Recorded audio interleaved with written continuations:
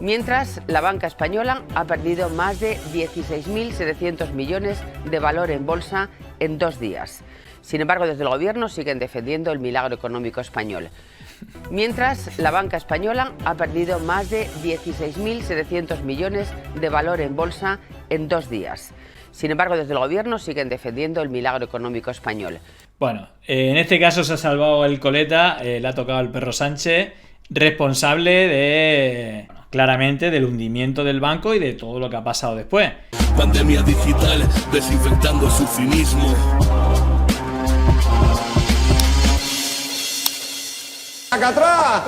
Vamos a ver otro de los temas que han ocurrido esta semana. Lo vamos a más o menos rápido, porque si os interesa más, yo me voy a centrar más en la parte final. No sé hasta dónde puede llegar. Parece que puede salpicar tanto a tecnológicas españolas como a empresas bancarias principalmente, no solamente relacionadas con las tecnológicas como digamos es este banco de Silicon Valley, sino a grandes bancos. Creo que uno de ellos es el suizo. Hay 4 grandes bancos europeos también que se han visto afectados, y la bolsa en bancos españoles pues también han caído bastante fuertemente, ¿no? Pero a mí sí que me gustaría centrarme sobre todo en la vinculación de Donald Trump y de Peter Thiel, que era uno de sus asesores tecnológicos en todo esto. Y bueno, sin ser un gran experto, pero me llama bastante la atención, y sobre todo hay algunos medios especializados que hablan que quien causó esta grave crisis, que no sabemos dónde acabará, es Peter Thiel, que fue el socio capitalista de Facebook, el CEO de PayPal y el líder de la PayPal Mafia, que fueron los Business Angels o los financiadores de todas las plataformas digitales que recopilaban datos precisamente en el año 2004, cuando financió la puesta en marcha de Facebook. Creó Palantir, que es la mayor empresa de espionaje digital del mundo, recopilando información para quien los pague, entre ellos los servicios de inteligencia de los Estados Unidos, cosas que denunció Snowden, Julian Assange, etcétera, y que nosotros como parguelas pues lo permitimos. Y así parece que tiene que seguir siendo, ¿no? Pero bueno, yendo a este tema, y no voy a profundizar mucho, pues no soy un experto, evidentemente. El viernes vamos a intentar con algún economista hacer un análisis más preciso del asunto, pero yo voy a poner las fichas en la parte más o menos que conozco. En todo caso, vemos aquí, por ejemplo, el BBC como algún resumen de lo que ha pasado. Silicon Valley Bank, por qué colapsó el banco estadounidense y qué significa el rescate a sus clientes por parte de la Reserva Federal de los Estados Unidos. Es decir, que aquí también ha habido un cambio, porque ahí, y luego lo vamos a ver a Biden diciendo que quien metió dinero, lo sentimos, lo perdió, y luego parece que el Estado al final sí que va a salir al rescate, en este caso la Reserva Federal. Bueno, Silicon Valley Bank es el banco más grande en desplome en Estados Unidos desde la crisis financiera de 2008, y su caída viernes hizo temer por un momento un nuevo colapso en cadena como el que sucedió entonces en la economía mundial. Para evitar un efecto contagio en el resto de la industria bancaria, las autoridades trabajaron a toda máquina en el fin de semana. Así fue como el domingo por la tarde se anunció que todos los depositantes podrían retirar su dinero, y al mismo tiempo informaron del cierre de un segundo banco, Signature. En apenas 3 días, 2 bancos cayeron en picada y se vieron obligados a poner fin a sus operaciones. Este lunes, el presidente de Estados Unidos, Joe Biden, aseguró que el sistema financiero de la nación está a salvo, afirmando el intento por proyectar calma luego de que el rápido y sorprendente colapso de las entidades bancarias generara temores de una crisis más extensa. Bueno, esta es de las cosas que dijo Biden. Sus depósitos estarán allí cuando lo necesiten. Bueno, la devolución de esos recursos a todos los depositantes será financiada por el Fondo de Garantía de Depósitos. En fin, vamos un poco con la cronología de la crisis, y luego vamos a pasar más rápido de las declaraciones de Biden. Un vídeo que creo que lo trata de explicar de manera sintética bastante bien. Pero en este caso la cronología es que las alarmas saltaron el pasado miércoles cuando las autoridades de Silicon Valley Bank, el número 16 por tamaño de Estados Unidos, anunciaron que necesitaban recaudar 2.250 millones para cubrir pérdidas. Esto generó un pánico de sus clientes, quienes a finales del día siguiente habían sacado, lógicamente, 42.000 millones de sus depósitos, dejando a la entidad en una situación insostenible, ya que parece que habían invertido gran parte de los fondos a depósitos a largo plazo, que le daban más beneficios que los a corto plazo, de tal manera que no tenían la liquidez para hacer frente a la retirada de dinero que tenían sus clientes, ¿no? Más o menos resumido, los reguladores estadounidenses no tuvieron más remedio que cerrar el viernes el banco y tomar el control de los depósitos de sus clientes, intentando evitar que se produjera una crisis de confianza en el sistema bancario. El domingo, la Reserva Federal estadounidense, que ejerce de Banco Central del país, anunció que garantizará todos los depósitos del banco conteniendo por el momento el pánico. Bueno, ¿qué es el Silicon Valley Bank? Bueno, aquí hay un componente importante, a diferencia de otros bancos, que tiene mucho que ver con las empresas tecnológicas, ¿no? Y sobre todo con las de Silicon Valley, ¿no? El propio nombre lo dice. Silicon Valley Bank fue fundado en 1983 en Santa Clara, California, y experimentó una rápida expansión en la última década. Sus principales clientes, como su nombre indica, han sido empresas de tecnología asentadas en la costa oeste de Estados Unidos. Allí ha sido un prestamista crucial para muchas empresas emergentes conocidas como startups.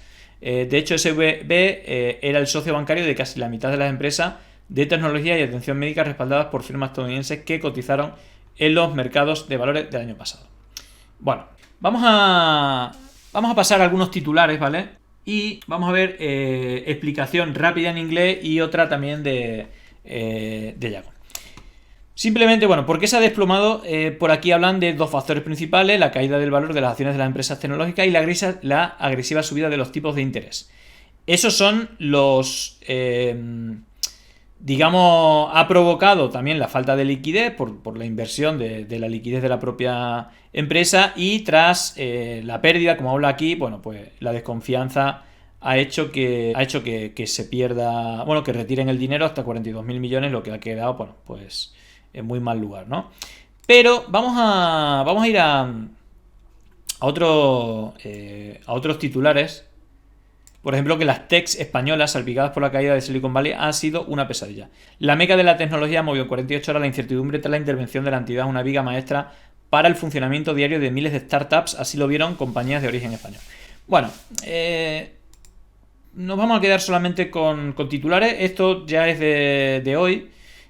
4 grandes bancos europeos suspenden su cotización en medio de importantes caídas. Por ejemplo, se frena la cotización de Credit Suisse en la bolsa de Zúrich, que pierde un 17% en bolsa, Société Générale, que cae casi un 10%, y se ha suspendido también la cotización de bancos italianos Monte dei Paschi y Unicredit. Todo después de que Credit Suisse anunciara esta mañana debilidades materiales en los resultados que presentó 2021 y 2022, una forma técnica de decir que su contabilidad no es exacta. Bueno, vale, por irnos a los españoles, Sabadell ha caído un 10,5%, BBVA ha caído un 10%, Santander ha caído un 6,8%, Bankinter ha caído un 6,2% y CaixaBank ha caído un 5,9%. Bueno, es decir que evidentemente una caída bastante, es decir que al final hay un efecto en cadena que vaya, vamos a ver la versión inglesa de la explicación de qué ha ocurrido con este banco, el Silicon Valley Bank Crash. Si os recuerda, es un formato parecido al que vimos que explicaba los movimientos de la CIA y de Cambridge Analytica y todo esto, que está súper guapo, con la música, creo que era de Beach Boys. Bueno, vamos a ver en este formato qué ha pasado con Silicon Valley Bank. Stop! Okay. Yep, that's me. You're probably wondering how I got here. The year is 2019, and I live like a king. Hey, SVB. Looking good, Randall. Investors love me. Conditions are perfect. Hey, I just got $50 million in funding. Could I deposit in your bank? And companies are getting more funding than ever. What's your startup do? It's an app where you rate how hot people's daughters are without them asking. I went to Berkeley. Put it in. Oh, we're making some cash. Hey, let's put $80 million in mortgage-backed securities. Oh, that sounds a little 2008, don't you think? Nah, interest rates are down. We'll get a return of 1.5%. I like our odds. I really don't. Thank you. Yep, life was pretty great as the 20th largest bank in the U.S., and nothing was going to ruin that. Surprise! It's 2022, and you would not believe the price of eggs out there. 1 second. Okay, people did not like daughter rank. Could we have some money, please? Hey, let's sell some securities. Hey, what are you doing? Sir, almost none of our deposits are insured. If I tell you, you can't freak out. Okay. We are having a tiny liquidity crisis. A what? So we're just going to do a little bit of capital raising. A liquidity crisis? No, a crisis. No, it's not bad.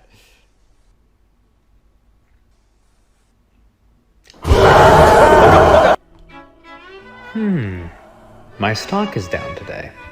Why could that be? That money was for payroll, motherfucker. Okay, I won't raise any capital.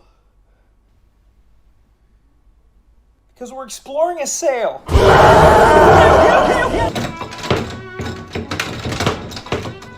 I should be fine.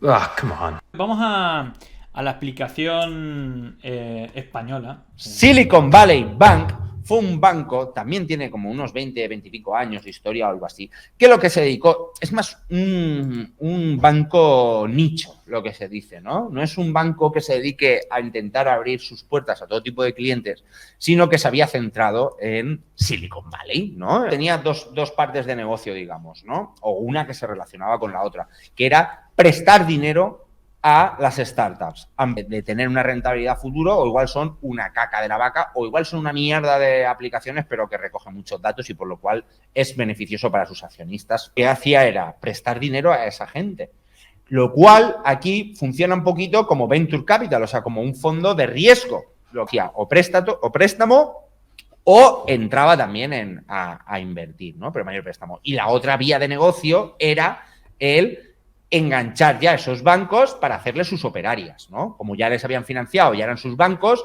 pues ya funcionaban con ellos para hacer cualquier tipo de cosa, ¿no? Entonces, ¿qué es lo que pasa?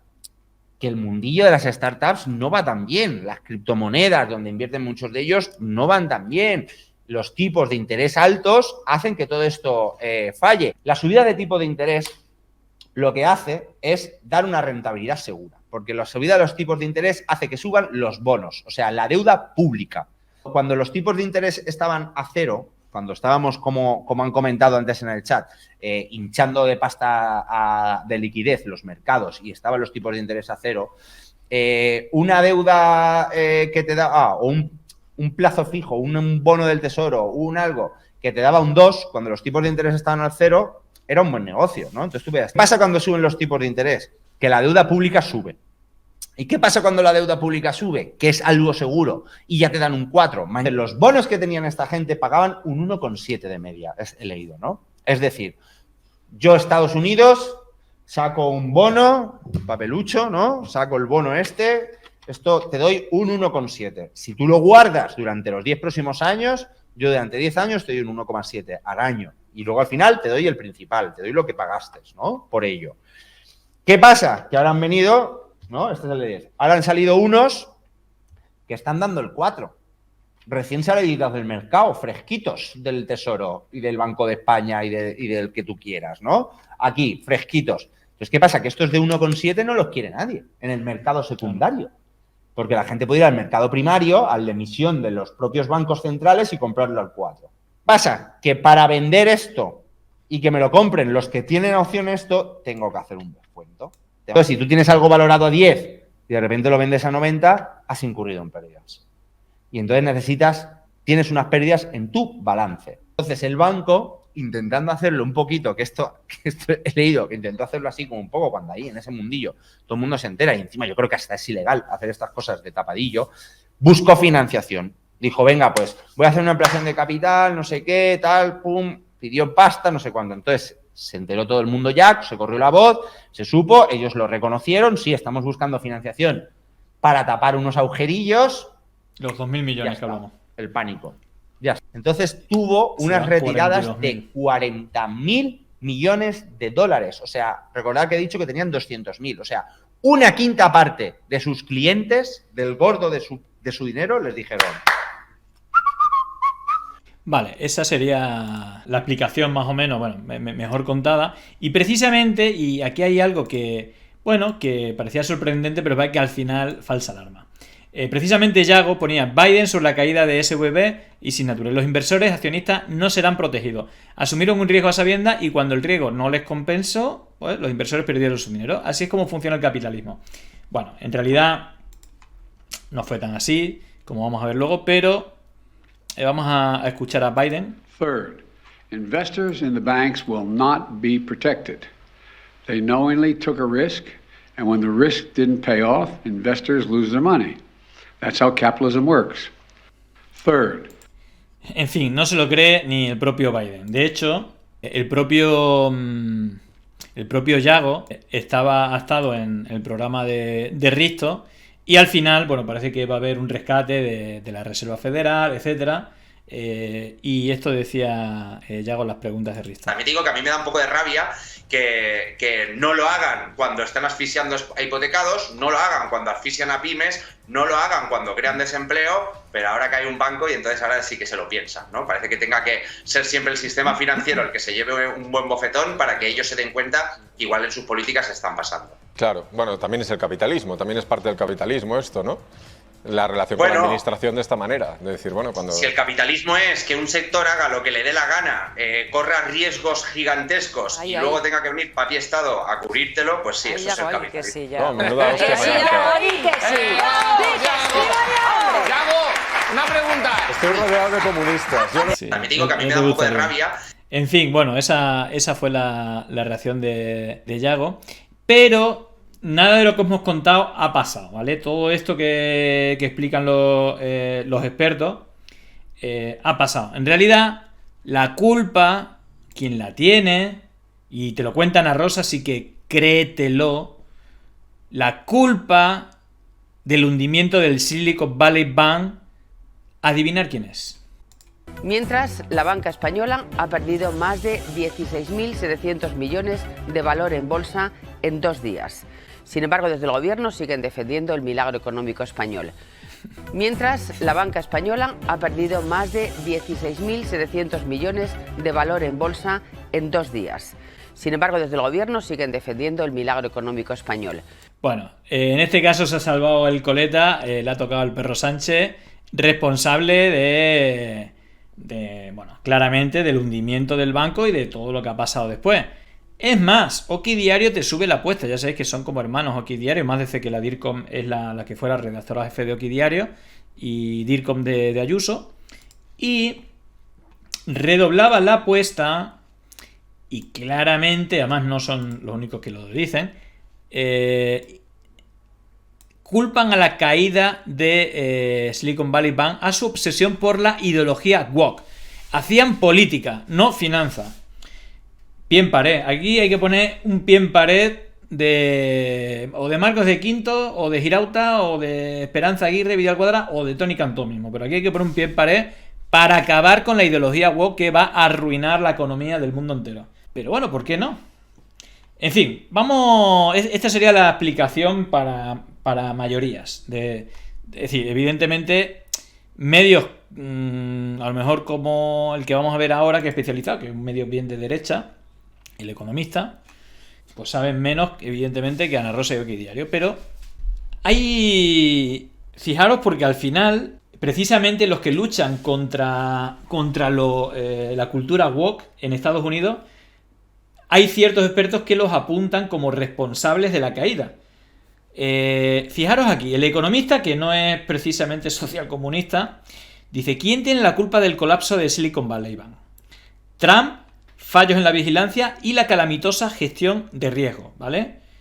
Pero aquí hay una cosa de Donald Trump, ¿vale? Hace 8 años el consejero de Silicon Valley Bank, Greg Becker, se presentó en el Congreso de Estados Unidos y ante los poderosos senadores del Comité Bancario de la Cámara dijo: la ley Dodd-Frank no es para nosotros. El banquero de la entidad quebrada hacía referencia a todo el andamiaje legal que había preparado la administración Obama para proteger a la economía real de futuras crisis bancarias. Fue la respuesta política a la crisis de Lehman Brothers, que a punto estuvo de cargarse el sistema financiero mundial. Una década después de la crisis financiera de 2008, Donald Trump se encargó de desmontar toda la normativa que obligaba a los bancos a ser cautelosos con su capital y reforzar su solvencia. Trump firmó la Ley de Crecimiento Económico y con ella la desregulación del sector bancario. Claro, al final, si esa desregulación al final va a estar apoyada por la Reserva Federal, pues bueno, pues más rico todo lo que quiera, pero no es precisamente lo que ellos, por lo menos verbalmente, hablan, ¿no? Es más, aquí lo tienes, el momento 2018, cuando Donald Trump eliminó las regulaciones Dodd-Frank que habrían evitado el colapso de Silicon Valley Bank. No dejes que nadie olvide esto. Bueno, pues parece, y lo dicen medios de derecha económicos, que este señor que vemos aquí, pues tiene su, parte de la responsabilidad. Este es el momento en el que quitó esa legislación que protegía o que aquí dicen los expertos que podría haber frenado el colapso de Silicon Valley Bank. Legislation I'm signing today rolls back the crippling Dodd-Frank regulations that are crushing community banks and credit unions nationwide. They were in such trouble. One size fits all. Those rules just don't work. And community banks and credit unions should be regulated the same way, and you have to really look at this. They should be regulated the same way with proviso for safety as in the past when they were vibrant and strong, but they shouldn't be regulated the same way as the large, complex financial institutions. And that's what happened, and they were being put out of business one by one. And they weren't lending. Since its passage in 2010, Dodd-Frank has dealt a huge blow to community banking. As a candidate, I pledged that we would rescue these community banks from Dodd-Frank, the disaster of Dodd-Frank. And now we are keeping that commitment, and all of the people with me are keeping that commitment. We passed and signed a record number of bills terminating job-killing regulations in the history of our country. No Job-killing regulation. Que no haya ninguna regulación, que es la que mata el empleo. Luego vemos que a veces pasa lo contrario. President, whether it's 4 years, 8 years, or 16 years in one case, has ever passed more. A eliminación de cualquier tipo de regulación hasta la que pueda colapsar el propio sistema, digamos, neoliberal, pero bueno, que es así, ¿no? Es decir, ya sabemos cuáles son las reglas del juego. Pero vamos al plato fuerte, vamos a lo que aquí otro medio activos, en este caso parece que es la sección económica del Periódico de España. La conexión Peter Thiel como un multimillonario desencadenó la caída de Silicon Valley Bank. No sé si conocía a este personaje, yo hablo mucho de él, y parece que más allá del contexto, la falta de regulación que Trump eliminó, la mala gestión y las malas inversiones de los activos del propio banco, digamos que la situación, el contexto económico no ayudó y un poco torpeza en la gestión, que generó un miedo, pero que básicamente por lo que se desplomó porque hubo 42.000 millones de retiro en 24 horas, en pocas horas, que parece que quien lo organizó fue este señor que vemos aquí.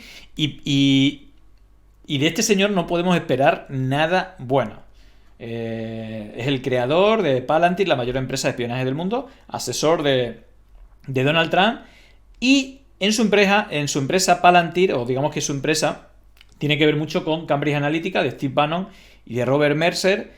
De hecho, la QuizUp, con la que recopilaron todos los datos para las elecciones de Estados Unidos, quien la hizo fue un trabajador de Palantir, de la empresa de Peter Thiel, y no hay que olvidar que era el socio capitalista de Facebook, pero que era el miembro de la PayPal Mafia, que se hicieron con todo Silicon Valley, eran los business angels, los financieros de empresas como, incluso los que crearon empresas como, o se quedaron con empresas como YouTube, LinkedIn, Airbnb, una serie tremenda, ¿no? Y Elon Musk también estaba ahí en la PayPal Mafia, pero siguió como su camino un poco por otra vía, de hecho, con bastante éxito, menos en esta última etapa de Twitter, que veremos cómo acaba. En todo caso, lo que dice aquí el medio activos, dice que el inversor Peter Thiel animó a todas las startups participadas a sacar el dinero de Silicon Valley Bank, provocando el pánico. En pocas horas se sacaron 42.000 millones de dólares del banco, que cerró el jueves con balance de caja negativo y tuvo que ser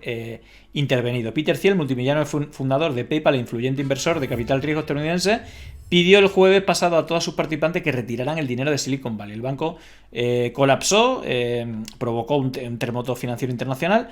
Ese mismo día, y según informó Bloomberg, la firma de inversión de Thiel, Funders Fund, ya no tenía dinero en el banco. Otros importantes fondos de capital riesgo, cuya actividad consiste en invertir en startups tecnológicas, el principal tipo de cliente del banco quebrado. En fin, que este señor, luego los motivos pueden ser justificados, incluso si realmente detrás de todo esto se escondía algo, pero lo que no sé si conocéis muy bien, y aquí lo hemos hablado, ¿vale? Palantir, el mayor invento de espionaje del mundo, del mega millonario Peter Thiel, que empezó siendo millonario vendiendo PayPal a eBay ¿vale? Y creo que esta información es muy relevante y muy poco conocida, ¿vale? De una de las personas con más influencia, más relacionada con la extracción de datos, el uso de ellos y la desinformación. Y él está más que posicionado y tiene mucho poder hasta ser potencialmente el destructor de la economía mundial. No sabemos hasta dónde llegará,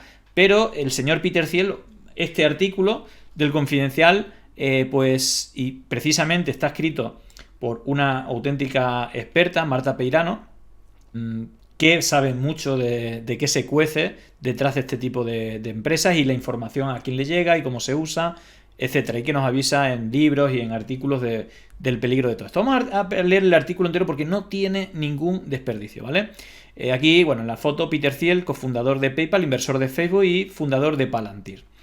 Empieza, si senador Canwell cree que Palantir ha recolectado alguna vez datos de Facebook, pero qué falsedad, este tipo, el Mark Zuckerberg, senador, no tengo conocimiento de ello. De todas las cosas que dijo Mark Zuckerberg la semana pasada en el Congreso, la más difícil de tragarse es que no sabe a qué se dedica Palantir, sobre todo teniendo en cuenta que su fundador Peter Thiel fue el primer inversor de Facebook y es el jefe de su junta directiva. Thiel es el mentor de Zuckerberg y también el hombre más temido en Silicon Valley, no solo por haber destruido Gawker Media, es decir, que este tiene un historial, tiene varios cadáveres en su pasado, después de que publicaran que es homosexual, aunque era verdad, sino porque es el jefe de la herramienta de espionaje más poderosa del mundo. The Guardian dice que tiene más poder sobre nuestras vidas que la mismísima Google. Se llama Palantir y es el juguete favorito de Donald Trump. Bueno, suena bien, ¿no? Suena bien el arranque. Aquí yo creo que ya hemos hablado bastante de Donald Trump, de Steve Bannon y de Cambridge Analytica, que fue, bueno, una de las empresas que empezaron a operar en elecciones para atacar la democracia mediante campañas segmentadas de desinformación, de odio, etc. Bueno, tanto monta tanto Cambridge y Stanford. Palantir y Cambridge Analytica se parecen mucho. Para empezar, sus fundadores Peter Thiel y Robert Mercer son los dos tecnócratas multimillonarios que apoyaron abierta y generosamente la campaña de Donald Trump. No solamente eso, sino las fundaciones de Atlas Network, de las que tantas veces hemos hablado. Además, fue un empleado de Palantir quien tuvo la genial idea de usar un test de personalidad para acceder a los datos de 87 millones de usuarios de Facebook, de los cuales de cada uno sacaron 25.000 datos para hacer las campañas segmentadas. Todo se fraguó en su empresa matriz SCL Group, de la cual creo que ya hemos hablado bastante. Es una empresa británica con más de 20 años de experiencia que trabaja, digamos, con ejércitos del Reino Unido, de Estados Unidos, la CIA, el Pentágono, con todas las plataformas digitales y con algunos de los psicólogos especialistas, y hicieron operaciones psicológicas para ver cómo influía. Cuando estaba preparada la máquina, pues se creó, digamos, Cambridge Analytica, pero SCL Group es anterior, ¿vale? Todo se fraguó en su empresa matriz SCL Group, una compañía británica que proporciona datos, análisis y estrategia a gobiernos y organizaciones militares para influir en elecciones en lugares como Pakistán y Afganistán. Cambridge Analytica se creó para aplicar operaciones psicológicas de SCL e influir en elecciones occidentales. Ya hicieron todas las pruebas en países del tercer mundo y, de hecho, la empresa de Tal Hannan, la llamada Tim Jorge, pues fue una de las empresas que colaboró y trabajó en varias elecciones de Cambridge Analytica, entre ellas la de 2015, esa campaña anti-K que Robert Nix dio cuenta en el Congreso, ¿no?, del Reino Unido, y confirmó que efectivamente en el 2015 hicieron una campaña anti-K con la cual venció Mauricio Macri. Bueno, en todo caso, digamos que su primer cliente fue Steve Bannon. Bueno, eso habría que... Bueno, quizás, no sé si de SCL Group, pero bueno, Steve Bannon fue al final, junto a Robert Mercer, quienes pusieron en marcha la pata electoral de SCL Group, ¿no?, que es Cambridge Analytica. Bueno, su primer cliente fue Steve Bannon, CEO de campaña de Donald Trump y consejero de la Casa Blanca hasta agosto de 2017. Se estrenaron con Vote Leave y Leave EU, bueno, el Brexit, las dos campañas pro-Brexit del referéndum de 2016, y le salió bien. Steve Bannon quería un arma para su guerra cultural en América y nosotros le construimos, dijo Christopher Weil, ex trabajador de Cambridge Analytica, que es una de las voces que más habla en el documental El Gran Hackeo. El ex trabajador de Cambridge Analytica en la BBC le contó el proyecto a Robert Mercer, que invirtió $15 millones. Robert Mercer es, junto a la familia Koch o la familia Mercer, porque también su hermana, digamos que una familia muy adinerada, son los principales inversores en fundaciones de Atlas Network como Cato Institute o Heritage Foundation, pero también riega la propia Atlas Network y el resto de organizaciones. Peter Thiel les ayudó a explotar a los usuarios de Facebook. Claro, él llevaba ya muchos años de experiencia. No había un contrato oficial entre Palantir y Cambridge Analytica, pero había gente de Palantir viniendo a la oficina y trabajando a los datos de Facebook. Entonces Cambridge Analytica era solo un startup de marketing político, pero Palantir era ya una de las mayores contratistas de gobierno para espionaje sistemático, analítico y predictivo de la población mundial. Bueno, voy a hacer un poco de spoiler. Peter Thiel también está detrás de ChatGPT y de OpenAI y de los sistemas más avanzados de inteligencia artificial, junto a Peter Thiel, que ya era socio en PayPal. Pero bueno, tampoco os asustéis mucho, ¿vale? Porque seguramente no sea tan duro y cruel como os podéis imaginar. En todo caso, bueno, aquí lo veis con Donald Trump, ¿vale? Hay, bueno, muchas fotos, uno de sus asesores y financiadores más principales. Donald Trump habla y Peter Thiel, cofundador de PayPal y miembro del consejo de Facebook, escucha. Thiel es el único alto directivo de Silicon Valley que apoyó activamente a Trump durante la campaña. Bueno, nada mal. Burbuja tecnológica y terrorismo islámico. Durante el interrogatorio de Zuckerberg, la senadora Maria Canwell de Washington lo llamó Stanford Analytica. Esto es porque de allí vienen todos los socios y porque Thiel es miembro de la llamada PayPal Mafia. Quedaros con ese nombre si queréis buscar más información. Vamos a tocar un apunte de qué es, ¿vale? Pero hay mucha información sobre ello. El grupo de graduados de Stanford que fundó el sistema de pagos online y que también incluye a Elon Musk, libertario convencido. Thiel había querido crear una divisa digital capaz de escapar al control del gobierno, pero el ataque de las Torres Gemelas le hizo cambiar de dirección. En 2002 vendieron PayPal a eBay por $1.500 millones. Thiel se llevó 55 millones. El nuevo multimillonario invirtió su dinero en muchos sitios de la super aceleradora de startups y Combinator, a SpaceX, Spotify o Airbnb. Le dio medio millón a Zuckerberg para que montara su pequeña red para universitarios, ¿vale? A cambio de un 7% en acciones y un sillón privilegiado en la junta directiva de Facebook. Nada mal, después de cómo funcionó, donde todavía se sienta, pero su niña bonita era otra. En 2004 Thiel puso $30 millones para fundar una empresa llamada Palantir Technologies. El otro gran inversor fue la CIA, nada más y nada menos que la CIA, que puso 2 millones a través de su oscuro fondo de capital riesgo InQtel. Su objetivo era hacer minería de datos para control de la población, nada más y nada menos. Y qué es más importante que después del atentado de las Torres Gemelas. Buen momento para invertir. Ahí las crisis siempre hay mentalidades de tiburones que saben que ese cambio le van a beneficiar. Y los más espabilados como Peter Thiel sacan provecho. En todo caso, habla aquí, bueno, el subtitular grande, un Palantir es la bola de cristal del Señor de los Anillos que permite conectar con personas y momentos distantes en el tiempo y en el espacio. Bueno, no se puede decir que no iban de cara. Un Palantir, plural Palantiri, es la bola de cristal del Señor de los Anillos que permite conectar con personas y momentos distantes en el tiempo y el espacio. Sauron la usa para ver el pasado. Vigilar a sus enemigos y enloquecer a sus víctimas. Entre el 9 de noviembre y el final de la administración Bush, todo dispositivo conectado a la red era un Palantir. Todo dispositivo conectado a la red era un Palantir, capaz de registrar y reportar en tiempo real todo lo que ocurre en su entorno para procesar esos datos y convertirlos en valiosa inteligencia. No solamente qué ocurre en la inteligencia, sino, yo diría, y esto es un poco la línea de Snowden y Julian Assange, sino que todas las cámaras y micrófonos grababan todo. Y todo eso era procesado por los servicios de inteligencia, entiendo, con las leyes aprobadas, después de lo de las Torres Gemelas, etc. Bueno, es que esto es flipante y de esto poco se habla. Y este señor a lo mejor es el que acaba con la economía. Bueno, el jardín de datos de la web 2.0. Era como el Big Bang. Los servicios de inteligencia descubrieron que tenían espías en las casas y bolsillos de miles de millones de personas en todo el planeta. Con sus cámaras, micrófonos, sensores y precisos sistemas de navegación permanentemente encendidos y conectados. Es decir, sabían perfectamente con quién te reunías, lo que hablabas, incluso podían tener conexión audiovisual con vídeo. Esto es fuerte, y esto se dice, pero parece que no queremos enterarnos. De hecho, lo estamos como permitiendo, ¿no? Ahí va, bueno, vamos a ver a Snowden. Luego estaba la red de aparatos de vigilancia públicos y privados de circuitos de televisión a radares de carretera, pasando por televisión inteligente, sistemas de riego y muñecas parlantes. Después estaban las empresas norteamericanas responsables de los sistemas operativos, las plataformas de búsqueda y servicios o las redes sociales más populares del mundo. Estaban exentas de leyes de protección de datos, pero obligadas a colaborar con los servicios de inteligencia con puertas traseras a sus centros de datos y servidores. Es decir, ellos no podían recopilar datos, pero están obligados a darle los datos a los servicios de inteligencia. Bueno, ahí está precisamente un miembro que conocía muy bien la casa por dentro. Estamos hablando de de Snowden, pues bueno, digamos alguien que trabajaba en los servicios de inteligencia de los Estados Unidos y que por denunciar esto, pues imaginaros dónde está ahora y lo complicado que tiene su vida, ¿no? Y no hablemos de Julian Assange.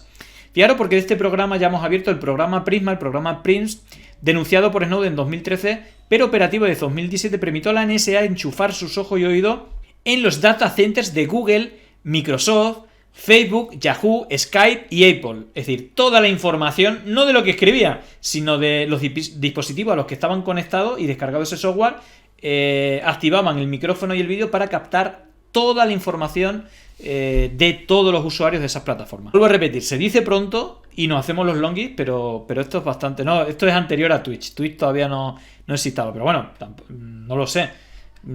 Podría ser, ¿por qué no? Es más, si tenéis móvil inteligente, os van por muchos sitios van a espiar, es decir que, o por lo menos entender que puede ser así. Bueno, en este caso, la alianza de los 5 ojos con Australia, Canadá, Nueva Zelanda y Gran Bretaña, ¿vale? Son los servicios de inteligencia, parece, donde trabajaban, que les permitía espiar a otros estadounidenses por proxy, se espiaba legalmente unos a otros y luego compartían deportivamente la información. Tremendo. Palantir ofrecía construir una herramienta lo suficientemente sofisticada para procesar todos estos datos y dar lecturas críticas en tiempo real. Lo fácil era conseguir los datos, bueno, lo fácil y lo poco ético, ¿no? Lo duro, convertirlos en información. Claro, imaginaros tener tanta información, ¿cómo procesas todo eso, no? Bueno, pues el tema de que invierta en inteligencia artificial no es casualidad, ¿vale? Palantir trabaja mano a mano con varias agencias de inteligencia para diseñar la clase de sistema de monitorización a distancia que tanto perturbaron a Edward Snowden. Por ejemplo, el buscador Skate-Source de la NSA, protagonista de la primera publicación de los papeles de Snowden. La base de datos incluían cosas tan dispares como correos, chats, historiales de navegación, fotos, documentos, webcam, análisis de tráfico, registro de tecleado, claves de acceso al sistema con nombres de usuario y contraseña, interceptados, túneles al sistema, actividad P2P, sesiones Skype, geolocalizaciones, etc, etc, etc. Por terminar, simplemente por hablar de Trump, de Facebook a Trump con escala en el Pentágono, durante los años que siguieron a su colaboración a las agencias, Palantir contrató millones de lobbies para ganar apoyo en el Congreso y el Pentágono. Les salió muy bien entre 2009 y 2016. Se sacaron al menos 1.200 millones en contratos con la Marina, la Agencia de Inteligencia de la Defensa, West Point, el FBI, la CIA, la NSA y los Departamentos de Justicia, Hacienda, Inmigración y Seguridad Nacional. Medicaid tenía un proyecto piloto con ellos para investigar las llamadas de emergencia y otro para identificar servicios médicos ilegales en el sur.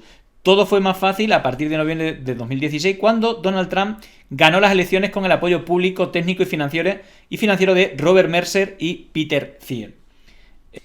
Aquí lo vamos a dejar. Vamos a dejar este artículo, ¿vale? Pero es too much. Es too much. Simplemente por dar un toque de qué es la PayPal Mafia, ¿vale? Son, bueno, como dice aquí este artículo, PayPal Mafia, la historia de un grupo de colegas que ha acabado dominando el sector tecnológico. Bueno, ahí tenéis a... Bueno, lo ponen aquí quizá porque sea más conocido, pero en realidad Peter Thiel es como la persona más importante de la PayPal Mafia. Es verdad que también estaba ahí el señor Elon Musk, ¿vale? Y bueno, vamos a leer solamente el artículo. ¿Qué tienen en común los fundadores de LinkedIn, YouTube y Tesla? ¿Que todos son millonarios? Y sí, casualidad, no. Entonces sus inicios, PayPal. Tanto Ray Hoffman como Steve Chen, Chad Hurley, Yahweh Karin y Elon Musk tuvieron un papel clave en el desarrollo de la empresa de pagos por internet. No son los únicos, también formaron parte de la plantilla inicial de la compañía estadounidense, algunos de los que hoy son directores ejecutivos de las principales inversiones de grandes tecnológicas. En el caso de Roles Bottas, socio de la firma de inversiones Sequoia Capital, Russell Simon y Jeremy Softelmans, cofundadores de Yelp, Peter Thiel, primer gran accionista de Facebook y uno de los hombres más influyentes de Silicon Valley. PayPal fue el proyecto que les ayudó a despegar como empresario y hacerse un hueco en Silicon Valley. También fue la semilla de PayPal Mafia, un grupo integrado por hombres que hoy en día forman parte de la élite de negocios tecnológicos impulsada por Peter Thiel, Max Levchin. Le dicen controvertida secta tecnológica está mucho más presente en nuestra vida de lo que imaginamos, pero mucho más. Todos sus integrantes son muy ricos, varios de ellos multimillonarios, muy poderosos y muy influyentes. Te contamos su historia y cómo nos afecta. Os voy a dejar el artículo, pero aquí tenéis a Peter Thiel y a Elon Musk. Tremenda foto. Joder, tiene más pelo ahora. Fijaros, ya estaba calvo con 20 años el Elon Musk. Parece otro. En todo caso, vendieron PayPal a eBay y empezaron a invertir, pues, fijaros, Steve Chen, Chad Hurley y Zhao Karin son los fundadores de YouTube, Ray Hoffman, el CEO de LinkedIn, Ken Howery, Bota y Rabois, entre otros, pues son otros multimillonarios, y prácticamente aquí tenéis, bueno, muchas de las empresas, prácticamente toda Silicon Valley prácticamente está en sus manos. Bueno, vale, tampoco vamos a hablar mucho más de ello, pero para que sepáis la relevancia que tiene. Y bueno, pues para el que no lo sepa, Elon Musk fundó la compañía que ahora causa sensación con su guía generadora de textos ChatGPT. Esto es todo lo que debes saber sobre OpenAI. Solo vamos a leer un poquito, ¿vale? Solo vamos a leer un poquito para que aparezcan dos nombres. Bueno, en 5 días más de esta herramienta contará con más de 1 millón de usuarios, tal. La empresa de inteligencia artificial AI que ha desarrollado ChatGPT está respaldada por Microsoft, importante Microsoft, pero cuenta con una larga historia que incluye algunos de los nombres más importantes de Silicon Valley. Ahí tenéis Elon Musk y Sam Altman, que es el que lleva el peso de la empresa, pero Elon Musk fue de los principales apoyadores y descubrir económicamente quién apoyó esto. Musk, Altman y otros destacados emprendedores tecnológicos como Peter Thiel o el fundador de LinkedIn, Reid Hoffman, se comprometieron a aportar $1.000 millones al proyecto en 2015.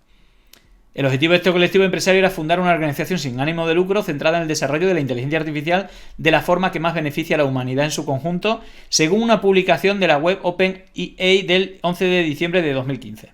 Bueno, imaginaros que esto es una mentira como una casa.